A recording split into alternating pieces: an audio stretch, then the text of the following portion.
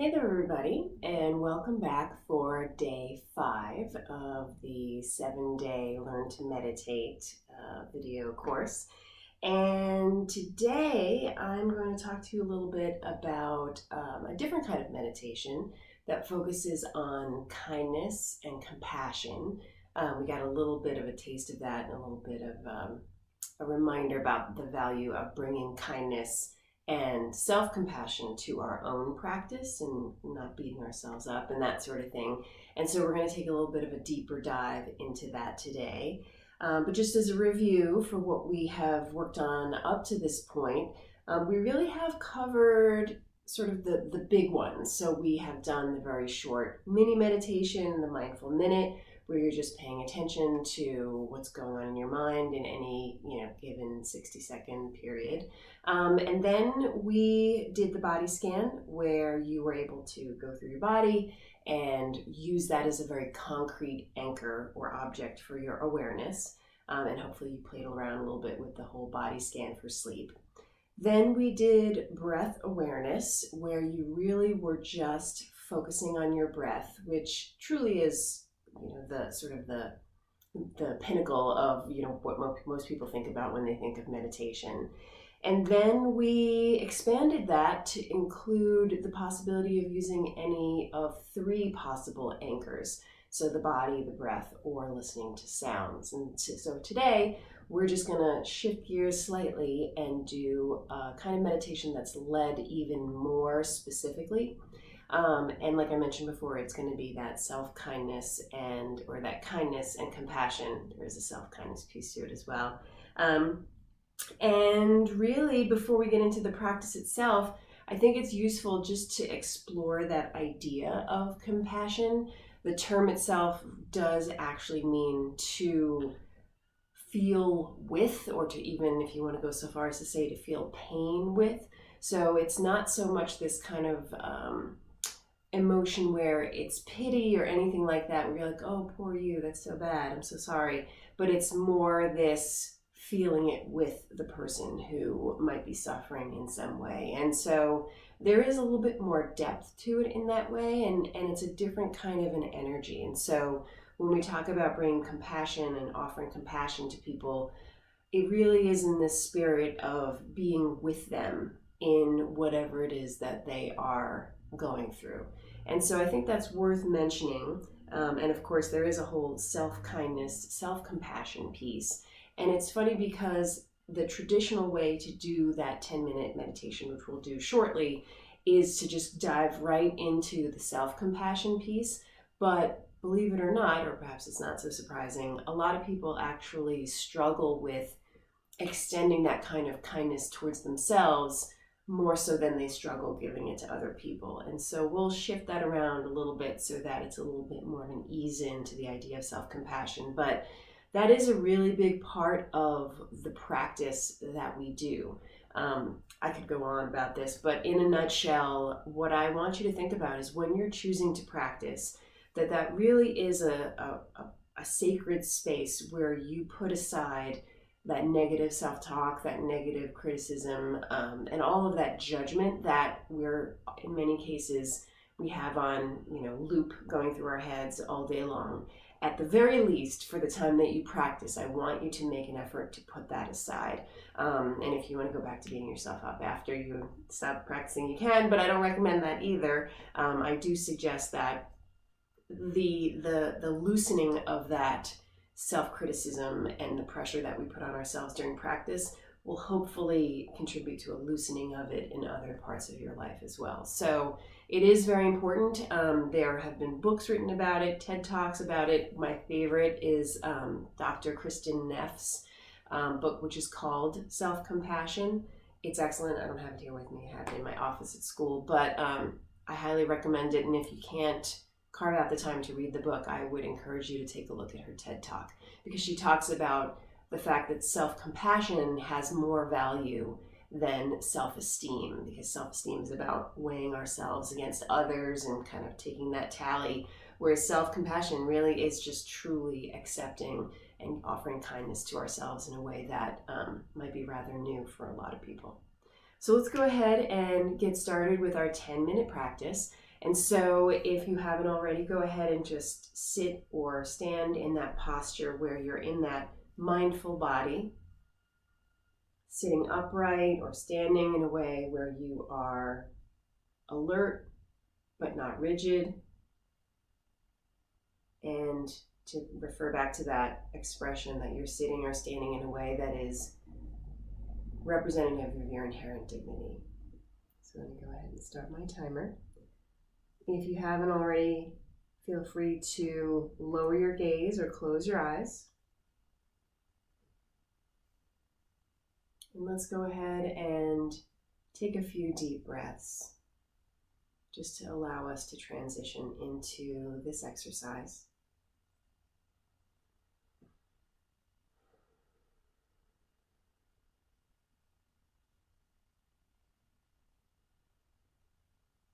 And as we settle in, feeling your feet on the ground or the support of the cushion or chair,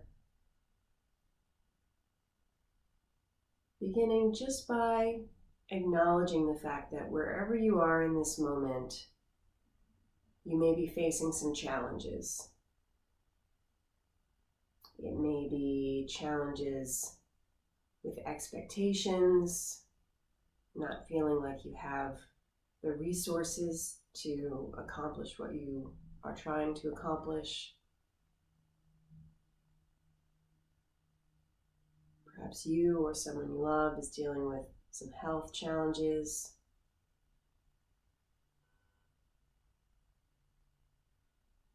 Or you may also just acknowledge any other challenges that may be occurring for you right now. And acknowledging the fact that this is hard.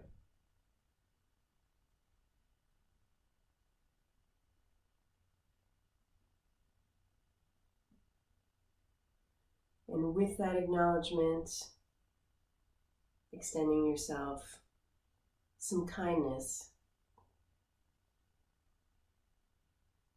and saying to yourself in your mind the following phrases. And if you choose to change them in any way, that's okay. But offering to yourself the following wishes. May I be well.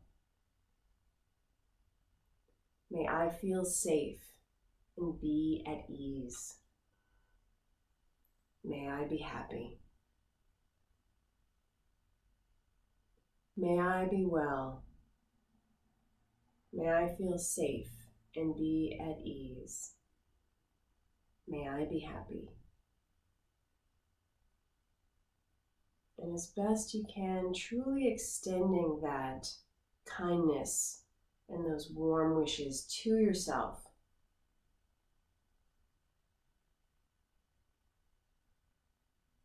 And knowing that you are someone who is deserving of those kind and warm wishes. May I be well. May I feel safe and be at ease. May I be happy.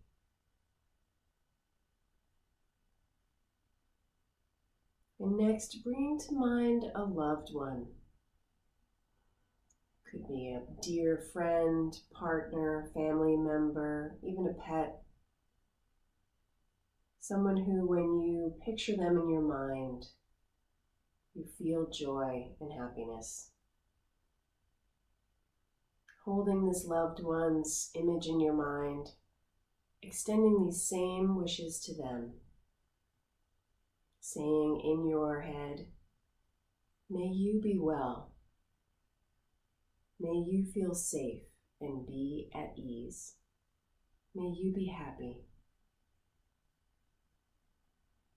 And if you can, really feeling the warmth and the kindness coming up from within you.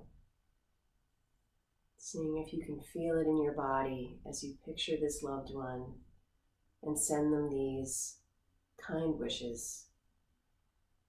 May you be well. May you feel safe and be at ease. May you be happy.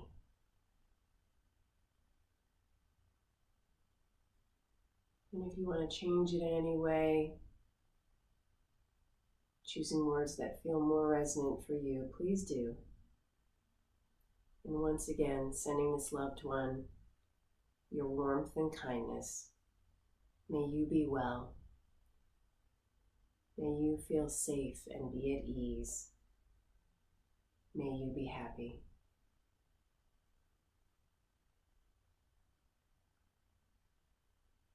Next, try to picture someone who you don't know particularly well, but someone who you interact with from time to time. It could be a neighbor, a cashier at the grocery store, or even someone at work who you don't even know their name. There's no right person to pick, but as best you can, allow the image of one person to come to mind who you don't necessarily have any particularly strong feelings about, either positive or negative. And as you picture that person in your mind, sending them those same kind wishes, may you be well. May you feel safe and be at ease. May you be happy.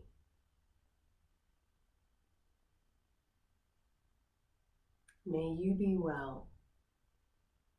May you feel safe and be at ease. May you be happy. Choosing whatever words feel most natural and appropriate to you. Picturing this person and sending them those wishes from your heart. May you be well. May you feel safe and be at ease. May you be happy. And then picturing someone who you have struggled with, either recently or in the past. No one who you have any deep pain with, but just someone who can get to you from time to time. Picturing this person in your mind without feeling the need to completely open your heart, but at least sending them these wishes nonetheless. May you be well. May you feel safe and be at ease. May you be happy. May even you be well. May even you feel safe and be at ease. May even you be happy. Seeing if you can soften just a little bit for that person and wish them well. May you be well. May you feel safe and be at ease. May you be happy. And then extending your kind wishes to everyone, from your immediate friends, family, larger circles, colleagues, friends of friends, beyond into all the inhabitants of your town, state, country, in the world. Wishing all living beings kindness and well wishes. May you all be well. May you all feel safe and be at ease. May you all be happy. May you all be well. May you all feel safe and be at ease. May you all be happy. Allowing your heart to open up and encompass all beings. May you all be well. May you all feel safe and be at ease. May you all be happy.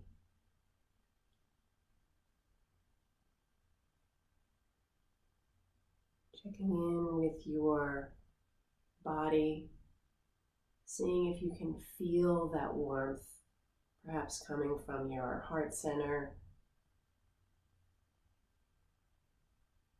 Allowing that kindness and compassion that you sent out as best you could to all beings, allowing it to permeate you as well. And for these final few moments, allowing yourself just to rest in that spirit of kindness and compassion for yourself, your loved ones, and all beings.